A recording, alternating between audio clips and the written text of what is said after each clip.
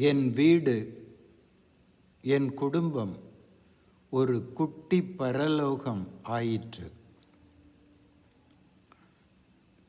பல்லாயிரக்கணக்கான மக்கள் கூடின அந்த கிறிஸ்தவ கூட்டத்தில் ஒரு சாட்சி சொல்பவர் மேடையில் நின்றார். பேசினார். எங்கள் தொழில் நாட்டுப்பன்றிகள் வளர்ப்பது. ஆற்றோரங்களில் இயற்கையாக கிடைப்பவைகளை தின்று அவை வளரும். அவை மிகவும் அசுத்தமானவை. நான் பள்ளிக்கூடம் போனதில்லை, படிக்கவும் இல்லை. பன்றி எப்படி அசுத்தமோ நானும் அப்படி அசுத்தமானவன்தான்.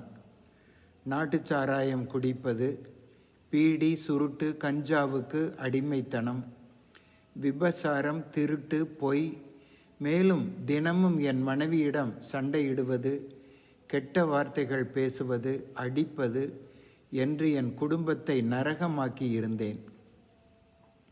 நானும் அழுக்கு, என் ஆடையும் அழுக்கு, என் மனசும் அழுக்கு. ஒரு நாள் ஆற்றிலிருந்து வீடு செல்லும் வழியில் மக்கள் கூட்டமாய் ஓரிடத்தில் உட்கார்ந்து ஒருவர் சொல்வதை கேட்டுக்கொண்டிருந்தனர். அது மாலை நேரம். நானும் அங்கே போய் உட்கார்ந்து கவனித்தேன். பிரசங்கித்தவர், இயேசு கிறிஸ்துவின் இரத்தம் சகல பாவங்களையும் நீக்கி நம்மை சுத்திகரிக்கும். அது உன் மனதின் அழுக்கு, ஆன்மாவின் அழுக்கு, அழுக்கு பேச்சு, அழுக்கு பார்வை, அழுக்கு குணம் அனைத்தையும் நீக்கி தூய வாழ்வு தரும்.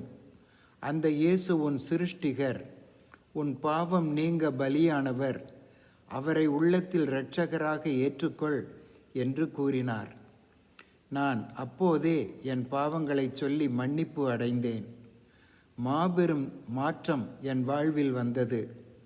மகிழ்ச்சியோடு வீட்டிற்கு வந்த நான் என் குடும்பத்தாரையும் அந்த தொடர் கூட்டங்களுக்கு அழைத்து சென்றேன். என் குடும்பம் முழுவதும் கிறிஸ்தவர்களானோம். இப்போது என் குடும்பம் ஒரு குட்டி பரலோகமாகிவிட்டது. நான் இயேசுவிடம் மண்டியிட்டு, நான் என்ன செய்ய சித்தமாயிருக்கிறீர் என்று கேட்டேன். நீ பைபிள் காலேஜுக்கு போ என்றார் இயேசு. பைபிள் காலேஜில் என்னை சேர்த்து கொண்டார்கள். பன்றி மேய்த்த நான் இப்போது கிறிஸ்தவ போதகராயிருக்கிறேன் என்றார். அல்லேலூயா, அல்லேலூயா.